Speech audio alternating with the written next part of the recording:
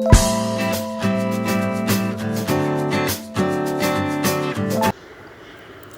वालेकुम, क्या हाल है मेरी यूट्यूब फैमिली। आप सब कैसे हैं? आप सब उम्मीद करती हूँ खैर खैरियत से होंगे। मैं भी खैर खैरियत से हूँ। यहाँ पे हमने दोपहर से अपने व्लॉग का आगाज़ किया। मैं दलीम बनाने लगी थी, तो ये मैंने हाफ़ kg बोनलेस लेके उसको गलाने के लिए कुकर में डाल दिया और पानी डाल दिया, साथ में सिर्फ हमने नमक डाला है। यहाँ पे ये सारी दालें ले ली हैं। दालें जैसे कि आप सबको पता है, दलिया है, चने की दाल है, एक एक कप सारी दालें ली हैं। मूंग की दाल है, माश की दाल है और क्या कहते हैं चावल है। इन सबको अच्छी तरह से धोकर हमने इनको गलने के लिए एक साइड पे रख दिया। उधर हम गोश्त को गला रहे हैं और इस साइड पे हम दालों को गला रहे हैं। वो मेरा कुकर आप देखेंगे चेंज हो गया। कुकर इस वजह से चेंज हो गया कि वो सही तरह से चल नहीं रहा था और गोश्त गल नहीं रहा था। इस वजह से मैंने अपना कुकर दूसरा लगा लिया और कुछ भी उसमें हमने नहीं किया, जस्ट गोश्त को उबाला है। इधर प्याज को हमने कट किया है, कट करके घी में ब्राउन कर रहे हैं, हम तड़का बना रहे हैं और इधर हमारी दालें गल रही हैं। अब वो जैसे ही प्याज हमारा थोड़ा सा ब्राउन होगा तो हम उसमें ये 8-10 कलियां लहसुन की पीस के डाल देंगे और इधर हम अपने गोश्त को श्रेडेड कर रहे हैं। ये देखें गोश्त बहुत ज़्यादा गला हुआ है, हाथ लगाते ही वो गल रहा है, उसको रेज़ा रेज़ा हो रहा है। तो हम इसको जैसे ही ये गोश्त जैसे ही अपनी रंगत प्याज थोड़ी सी अपनी रंगत चेंज करेगा तो इसके चेंज करते ही हम इसमें गोश्त शामिल कर देंगे। अभी आप देख रहे हैं कि प्याज को बहुत ज़्यादा हमने डार्क ब्राउन नहीं करना। ये अब उसने हल्की सी रंगत चेंज की है और इसके साथ ही हमने इसमें अपना ये गोश्त डाल दिया है। ये गोश्त आपका बहुत ज़्यादा गला हुआ, जितना ज़्यादा अच्छे तरीके से गला हुआ होगा उतनी मज़े की दलीम और रेशेदार दलीम बनेगी। अब साथ ही आप इसको अच्छी तरह से गोश्त को भूनना शुरू कर दें प्याज के साथ। और जैसे ये देखें गोश्त का कलर ब्राउन से लाइट ब्राउन होना शुरू हुआ है तो हम इसमें ये लहसुन डाल रहे हैं। लहसुन डालने के बाद अब हम इसे थोड़ी सी देर और भूनेंगे और जैसे ही इसमें से लहसुन की खुशबू आनी शुरू हो जाएगी, लहसुन का कच्चापन ख़त्म हो जाएगा, तो फिर हम इसमें अपने बाकी मसाले वगैरह डालेंगे। स्पाइसेस हम जो है वो फिर अपने डालेंगे। आप अच्छी तरह से यहाँ देख रहे हैं मैं गोश्त की भुनाई कर रही हूँ। आप भी इसी तरह अच्छे तरीके से गोश्त की भुनाई कर लें। उम्मीद है सब लोग अपने घरों में बहुत अच्छी दलीम बनाते होंगे, तो वो बहुत मज़े की बनती होगी। मैं भी अपने घर में दलीम बनाती हूँ और बहुत मज़े की बनती है। अब ये देखें यहाँ पे मैंने इसमें पाव दही था वो शामिल कर दी है। ये दही डालने से बहुत ज़्यादा मज़े की दलीम बनती है। ये मैंने साथ ही इसमें नेशनल का दलीम मसाला और घर के कुछ स्पाइसेस जिसमें नमक, मिर्च, हल्दी, सूखा धनिया, ज़ीरा, नमक, ये सब कुछ है। नमक के हिसाब से डालिएगा क्योंकि हमने गोश्त को गलाते हुए नमक शामिल किया था, इस हिसाब से आपने नमक डालना है। और दालों में भी गलाते वक्त हमने नमक डाला है। अब ये इस तरह मसाले डालकर हम इसको अच्छी तरह से गोश्त को भून लेंगे। उधर हमारी दालें अच्छे तरीके से गल रही हैं। दालें जितनी ज़्यादा अच्छी गली हुई होंगी उतनी मज़े की दलीम बनेगी। अब दालों के गलने के बाद आप ये देखें हम इसमें से इनको ग्राइंड कर लेंगे दालों को। ये मैं दालों में से दालें निकाल रही हूँ और ग्राइंडर जग में डाल रही हूँ और साथ साथ मैं ये ग्राइंड करने का काम भी शुरू कर दूँगी। उधर मेरा मसाला भून रहा है, वो अच्छे तरीके से भूनता जाएगा और साथ साथ मैं इधर ये दालों को ग्राइंड करती जाऊँगी। आपको पता है, आपको मैंने बताया मैंने आधा कप जो है वो चने की दाल और उसकी दाल ली है मूंग की दाल। बाकी जो है वो मैंने दालें हम सारी दालें आपको पता है हम वज़न लेनी पड़ती हैं। सब दालें आप ना हाफ़ कप ले लें तो उनकी मिक़दार आप उतनी रख लें तो वो भी बहुत मज़े की बनेगी। मुझे ज़रा ज़्यादा चाहिए थी, मैंने कप ले ली सबकी मिक़दार और हमने ज़रा ज़्यादा बनाई है।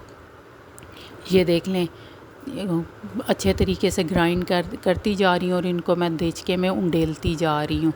ये दूसरे देचके में मैं उंडेल रही हूँ सेपरेट। अब जैसे ये सब मेरी दालें ग्राइंड हो जाएंगी अच्छे तरीके से वैसे तो इनको वो आपको पता है घोटना सा होता है, उससे घोटते हैं दाल को अच्छे तरीके से, और वो काफ़ी देर ये ज़रा इंस्टेंट हमारी दलीम बन जाती है और बहुत ज़्यादा टेस्टी बनती है। ये आप इसकी कंसिस्टेंसी देख सकते हैं कि कितनी अच्छे तरीके से ये सारी दालें ग्राइंड हो गई हैं, और इसमें मैंने ये सारा जो गोश्त का मसाला बना के रखा हुआ था वो मैंने इसमें ऐड कर दी है। अच्छे तरीके से ये सारा जितना भी गोश्त इधर उधर लगा हुआ है और ये मसाला लगा हुआ है, ये सारा मसाला और गोश्त ये सब मैं उतार के बीच में शामिल कर दूंगी। कोई भी चीज़ वेस्ट ना करें। आपको पता है आजकल किस कदर महंगाई जा रही है, हर चीज़ की कीमत आसमानों को छू रही है। इंसान जो चीज़ भी बनाता है बहुत मुश्किल से बना रहा है आजकल। बस अल्लाह ताला सब के लिए आसानियाँ फरमाएं। ये देखें साथ साथ मैंने वो जैसे ही उसमें मसाला ऐड किया दलीम की रंगत चेंज हो गई है। इस साइड पे मैं तड़के की तैयारी कर रही हूँ।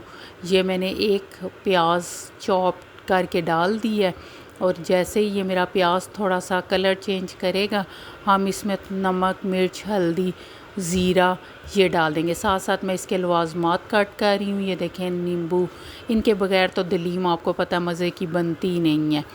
ये साथ साथ होती जाएंगी ना, तो आप साथ साथ ये सारे काम हो रहे हैं मेरे किचन में, क्योंकि टाइम की शॉर्टेज है। दोपहर का टाइम है, आपको पता है 2 बजे के बाद गैस भी नहीं मिलती, गैस जो है वो उसकी भी बंदिश हो जाती है, फिर बहुत ज़्यादा मसाइल बन जाते हैं। साथ मैंने अपने नंदों की तरफ भी दलीम भेजनी थी, तो इसलिए ज़रा मैंने काफ़ी क्वांटिटी में बनाई है और सबको देने के लिए बना ली है, क्योंकि हम लोग बनाते हैं। मेरी नंदें यहाँ, एक नंद यहाँ पास ही रहती हैं, दूसरी थोड़ी सी दूर रहती हैं, लेकिन फिर भी उनके घर भी मैं भेज देती हूँ, क्योंकि उनके बच्चों को मेरे हाथ की बनी हुई दलीम बहुत ज़्यादा पसंद है। तो वो बहुत ज़्यादा शौक़ से, मेरी नंद का एक ही बेटा है, वो बहुत ज़्यादा शौक़ से खाता है। तो फिर मेरा यही होता है कि चलें घर बन तो रही है चीज़, तो उनको भी भेज दें। साथ साथ आप इसमें चम्मच हिलाते जाएं। आपको पता है इसमें चावल और दलिया शामिल होता है, नीचे ना लग जाए। साथ साथ मैं चम्मच हिला रही हूँ, उधर तड़का भी बन रहा है, प्याज भी हो रहा है ब्राउन। जैसे ही वो हल्का सा कलर चेंज करेगा मैं उसमें सारे मसाले शामिल कर दूँगी। कि देखें, इसलिए आपको किनारों से ब्राउन ब्राउन होता हुआ महसूस हो रहा है। तो आप जैसे ही ये थोड़ा सा और होगा तो इसको हम कर लेंगे। आजकल धनिया बहुत ज़्यादा नापैद हुआ है। आपको पता है बरसात की वजह से धनिया जो है वो मिलता ही नहीं। जो मिलता है वो इन दुकानदारों ने उसके रेट इतने ज़्यादा रखे हुए हैं कि वो बस बंदा कहता है कि, लेकिन फिर भी इसके लवाजमात के लिए मैं लास्ट में मंगवा लूँगी थोड़ा सा, कि बस वो फॉर्मेलिटी। आपको पता है जो आप घर में तो बग़ैर धनिया के खाई जाएगी दलीम, लेकिन ज़रा वो नंदों के घर जाती है, नंदोई वगैरह होते हैं, तो उनके ससुराल में ज़रा बेइज्जती ना हो जाए, ज़रा इंसान ये सोचता है और इस हिसाब से थोड़ी सी ना लवाजमात बना लेता है। तो मैंने ये साथ ही तड़का भी लगा लिया है। इधर ये अदरक जो है उसकी कटिंग मैं कर रही हूँ, ये भी काट लेंगे क्योंकि दलीम में अदरक का बहुत ज़्यादा मज़ा आता है। और इसके साथ ही ये देखें, अब आप ये मैं प्याज ब्राउन कर रही हूँ। आप कह रहे होंगे कि ये क्या, ये एक दफ़ा तड़का लगा दिया अब दोबारा तड़का लगा रही है। तड़का नहीं लगा रही, ये जो प्याज ब्राउन करते हैं उसके लिए। ये देखिए, इसके साथ ही ये हमारे सारे ये चाट मसाला, गरम मसाला और ये सारे लवाजमात हैं, लहसुन, वो अदरक है, नींबू है। और ये क्या कहते हैं, मेरे शाम में के खाने में बच्चों ने कहा था कि उन्होंने दलीम नहीं अब एक दिन को खा ली है तो अब रात को नहीं खानी, तो साथ उन्होंने कहा है। फिर मैंने ये थोड़ी सी बोनलेस की कढ़ाई बना ली थी।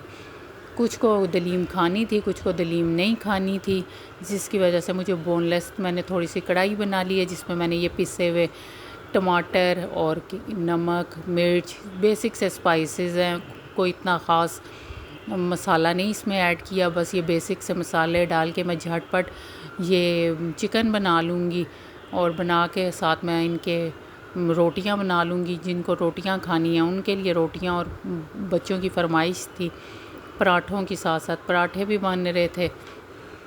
सारे काम मैं साथ साथ कर रही थी, क्योंकि वो मेरी नंद भी आई हुई थी, उनके बच्चे भी आए हुए थे जो यहाँ नज़दीक ही रहती हैं, तो उनके बच्चे मेरे हाथ के पराठे बहुत शौक़ से खाते हैं।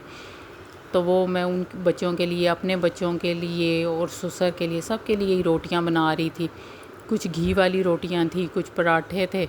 ये आप देख रहे हैं, ये मेरे ससुर के लिए रोटी बन रही है। और ये साथ ही जी आप कढ़ाई की शक्ल देखें कितने मज़े की बनी है। उन्होंने भी कहा था कि वो दलीम नहीं खाएंगे, रात के टाइम पे उन्हें चिकन कढ़ाई चाहिए, तो वो फिर मैंने उनके लिए भी ये कढ़ाई बनाई। ये पराठे भी आप देख रहे हैं, पराठे भी बन गए हैं। और ये बाहर आप देखें, ये सुबह के टाइम का क्लिप है, थोड़ा सा जब बारिश हो रही थी, ये मैंने लास्ट में ऐड किया। और इसके साथ ही मैं आप सब से इजाज़त चाहूँगी, मैं अपने व्लॉग का यहीं एंड करूँगी। आप सबसे गुजारिश है कि आप मेरे चैनल को सब्सक्राइब करें, लाइक करें, शेयर करें, और इसके साथ ही अल्लाह हाफिज़।